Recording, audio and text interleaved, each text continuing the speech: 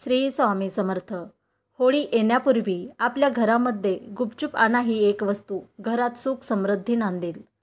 हिंदू धर्मामध्ये सणांची काही कमतरताच नाही. हे सण जितके उत्साही आनंदी आहेत तितकेच अर्थपूर्ण सुद्धा आहेत. शेवटचा मराठी महिना म्हणजे फाल्गुन आणि या महिन्यामध्ये जी पौर्णिमा येते ती फाल्गुन पौर्णिमा म्हणून संबोधले जाते. पौर्णिमेला होळीची पौर्णिमासुद्धा असे म्हणतात. वाईट विचार, वाईट प्रवृत्ती, वाईट दृष्टिकोन या होळीमध्ये जळून चांगले विचार, सकारात्मक विचार निर्माण करणे हा या होळीचा अर्थ आहे. होळीच्या दुसऱ्या दिवशी असणारा सण म्हणजे रंगपंचमी. आपले आयुष्यसुद्धा या रंगाप्रमाणे नेहमी भरलेले असावे असा संदेश देणारा या सणाचा अर्थ असतो. होळी, दिवाळी या सणांच्या रात्री अनेक तांत्रिक गोष्टी केल्या जातात. तसेच धनप्राप्ती करण्यासाठी विविध उपाय सुद्धा केली जातात. माता महालक्ष्मीला प्रसन्न करण्यासाठी या दिवशी अनेक तांत्रिक उपाय केले जातात. जर आपल्या घरामध्ये आर्थिक समस्या आहेत, पैसा टिकत नाही, आर्थिक अडचणी आहेत, पैसा येत नाही, या सर्व समस्या दूर करण्यासाठी काही तांत्रिक उपाय आपल्या धर्मशास्त्रामध्ये सांगितले गेलेले आहेत आणि हे उपाय विशिष्ट तिथीला केल्यामुळे त्यांचे फळ सुद्धा चांगले प्राप्त होते. होळी ही पौर्णिमेच्या रात्री असल्यामुळे माता महालक्ष्मीला प्रसन्न करण्यासाठी या पौर्णिमेच्या रात्री आणि तसे महत्त्वाचे उपाय केले जातात, जेणेकरून माता महालक्ष्मी खुश होईल व आपल्यावर कृपा वर्षाव करील. म्हणून आजच्या या व्हिडिओमध्ये आपण जाणून घेणार आहोत की अशा काही वस्तू ज्या आहेत त्या आपल्याला होळीच्या आधी घरामध्ये आणायच्या आहेत. प्रत्येक व्यक्तीला आपल्या आयुष्यामध्ये पैसा हवा असतो. आपल्या कुटुंबातील प्रत्येक व्यक्तीच्या गरजा पूर्ण करता यावेत आणि आपले आयुष्य आनंदी असावे असे प्रत्येकाला वाटत असते. यासाठी आपल्याला होळीच्या आधी काही वस्तू आपल्या घरामध्ये आणायचे असतात. पहिली वस्तू म्हणजे महालक्ष्मी यंत्र व कुबेर धन यंत्र. यापैकी कोणतेही एक यंत्र आपल्याला होळीच्या आधी घरामध्ये आणायचे आहे. होळीच्या दिवशी आपल्याला हे यंत्र आपल्या देवघरामध्ये स्थापन करायचे आहेत.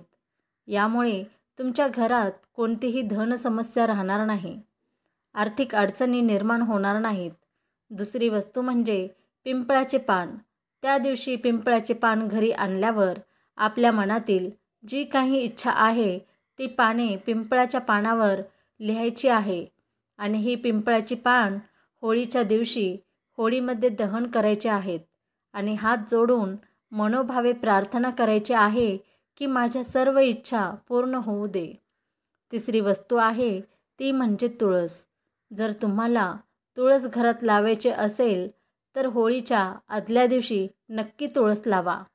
बरेचदा असे होते की आपण नेहमी तुळस लावत असतो पण ती जळून जाते.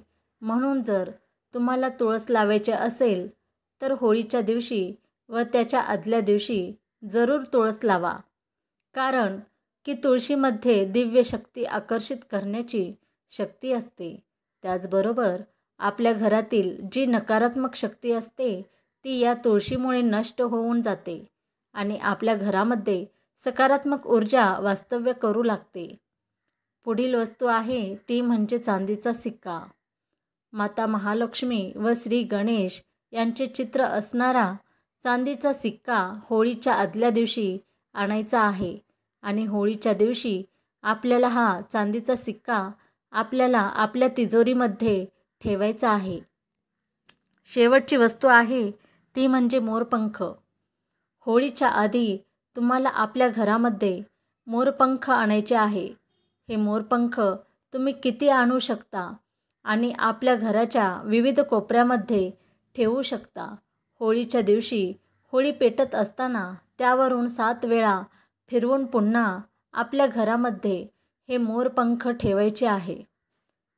तुम्ही तुमच्या किचनमध्ये, देवघरामध्ये आणि घरातील कोणत्याही कोपऱ्यामध्ये हे मोरपंख ठेवू शकता.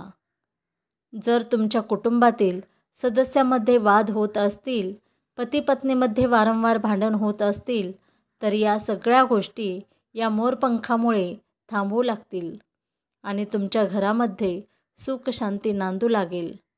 तरी या काही वस्तू होत्या ज्या तुम्हाला होळीच्या आधी आपल्या घरामध्ये आणायच्या आहेत आणि आपले जीवन समृद्ध बनवून घ्यायचे आहे. मित्रांनो, हा व्हिडिओ तुम्हाला आवडला असेल तर नक्की लाईक करा आणि आपल्या मित्रांबरोबर शेअर करा. तसेच आपली प्रतिक्रिया कमेंट करून नक्की कळवा.